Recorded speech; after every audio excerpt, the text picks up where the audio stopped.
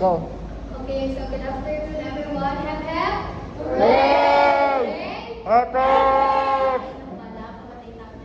Okay, so for my report, magpadayon na sa evaluation, but for my part, we will going to discuss the investigation workshop, the literature groups, and the math. So the first one is the investigations workshop. So when we say investigation workshops, students engage in hands-on theme-based science and math activities through various group formats. So dali nag-focus siya o kanang mga scientific activities like kanang exploration, kanang magmuda-muda sa mga bata, mag-investigate sila para ma-boost ang ilang curiosity. So can I ask you a question? Why is it important to teach young children about science and to implement science activities? Yes, please. Importante nga matulog ka science sa bata para ma-explore mo din ang environment. Kaya yung environment mo good, makalay ng bata and mas talagang mag-work ang bata. Mag-engage siya sa environment. Yeah, it's true. As we all know, kita nagpuyo diri we are surrounded by natures. Kanang malain-lain nga makita nato sa environment. And ang tawagan na kay science. So through investigation workshop, it helps children know and identify the different learning inside in our surroundings or environment. So the evaluation focus of this investigation workshop is to observe a students' problem solving and research strategies. So dali evaluate siya sa teacher pinaagi sa pagtanaw kung ginaunsa pag-solve sa mga bata ang problem when it comes to activities nga related ani like pagtahay kanang kung sa tawag ganito kanang ipa-investigate sila like na isa ka problem na related siya sa science kung tahay transferring animals into its appropriate habitat. So yun na may evaluate siya through checking and observing kung unsa mga strategies sa bata para ma-solve nila ang problem na ilang ginabuhat.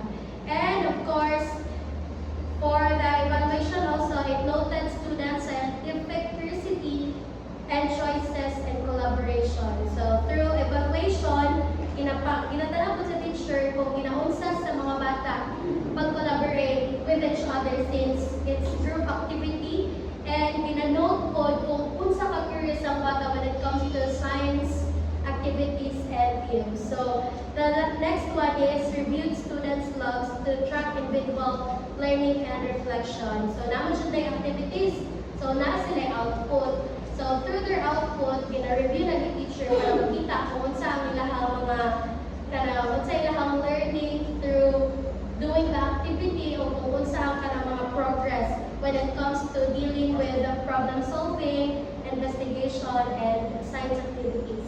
And also, selected students' projects were added to portfolios as evidence of progress. So again, if na activity, so na siya mag-note si teacher o na siya output nga madungag. So kato siya, ginapilian siya, kunya ibutang siya sa portfolio sa bata kay para sunod, if ever mag-conduct ko sila ng activity, makita kung unsa ang progress sa bata and ma-evaluate kung unsa ang mga need pa buhatan ni teacher para mas na-progress ang bata when it comes to scientific investigations, activities, and collaboration with their group mates. So the next one is the literature groups. When we say literature, what does it mean? Eileen? Kung may taong literature, sa may pasabot ka na? Siguro maybe that is the moment. About sa multi-age.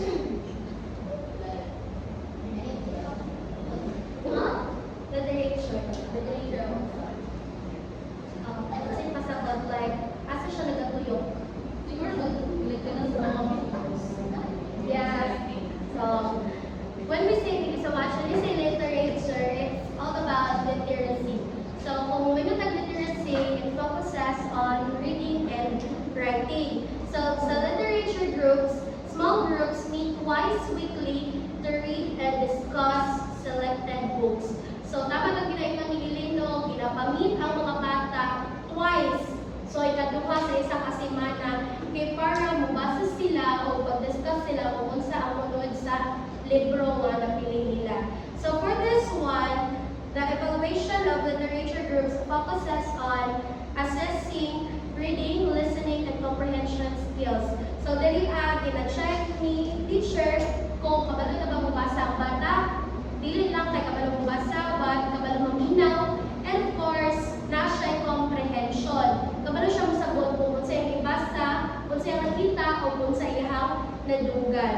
And observation of participation, quality, and group cooperation.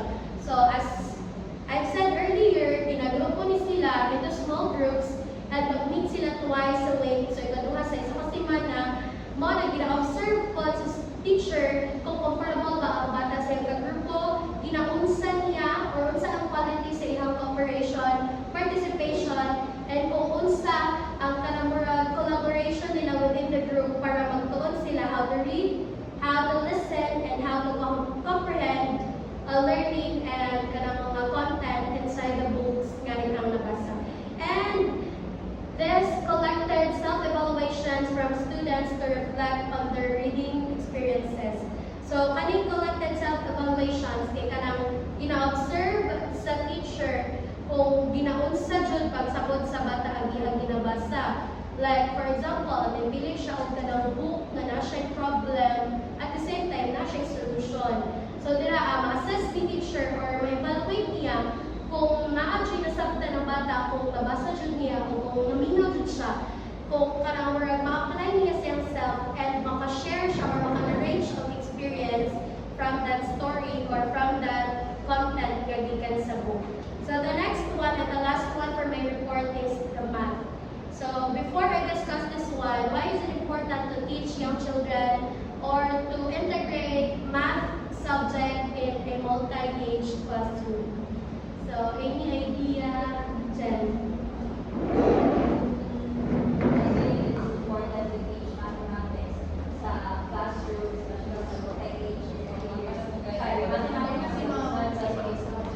But also, practical skills, even not in academics, but also in regular education.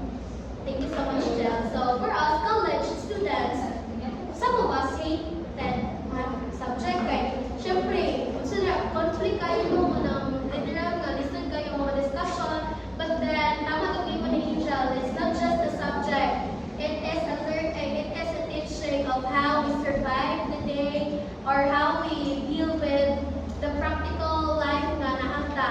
Kaya math is everywhere. Bisan pagsakay mo, pwede kang nila, o dili ka kamalumuan or mo sa shop, o ihap sa iyong bayad, wala dyan kay kanang work skill when it comes to problem solving or kanang mathematical skills. So, inana. So, for this one, students are grouped by developmental level for math instruction 3 times a week with 2 days focused on problem solving workshops. So, kanina subject sa multi-age class, nag-focus din sila sa grouping, pero ang ilang grouping, dili to puntahan, sago si A, si 5, o si 3. Ang iyang grouping kay same sila ang kanang development sa bata. Like, puntahan si group 1, 4 years old na nan, si group 2, 5 years old na nan, si group 3, 8 years old na nan. In anang kay, lahi-lahi mo po, or various activities mo po na tinahatag. Kaya i-group mo ni mo si 3 o si 8. Yeah, na siya mga leadership skills nga parang apply kay tulungan ni 8 or ni 7 years old si 3, but then it needs guidance. So for this subject, pinagrupo sila by developmental level. So same sila ang level sa iyang mga ka-groupmates. So niya nag-meet sila 3 times a week or katulo sa isang semana. Unya, nag-focus sila or naghatag sila 2 days para mag-spend in problem-solving workshop. So why is it important to learn how to solve a problem when it comes to math? Mark? Alam mo, kay basic, mo sa like, hindi mo like, matagalaw, offer ka ng mga math problems. Mo nang hindi mo mamalaway. Basic din na siya, dapat ng knowledge na kalang tao. So tama siya no? Kalang brag, dili mo yung imuhang kinabuhi kung wala dili ka kabalawan ng basic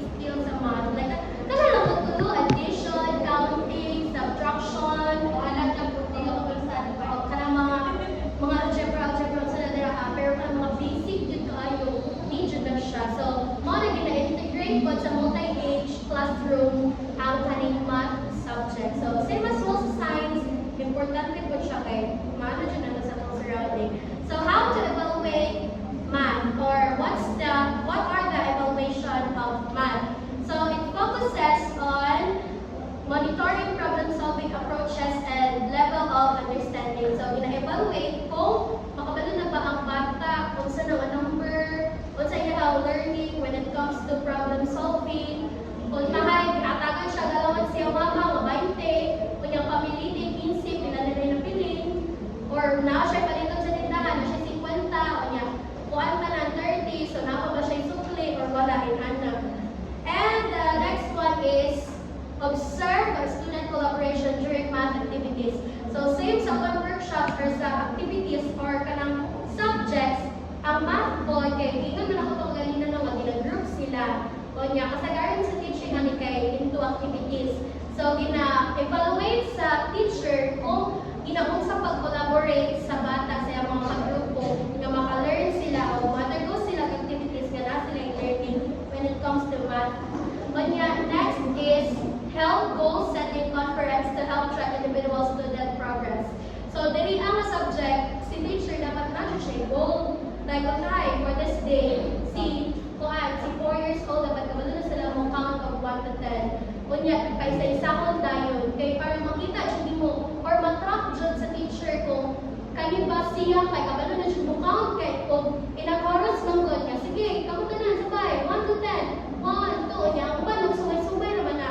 So, na-check ka ng mga gina-individualize ni teacher nga, karang isa-isa dyan sila musulti, kay para matrack ni teacher kung naabay progress si student A or need pa ba dyan siya tulungan o sa maayo kay para dili enough ang collaboration within the group kay dili siya kung siya kabalo.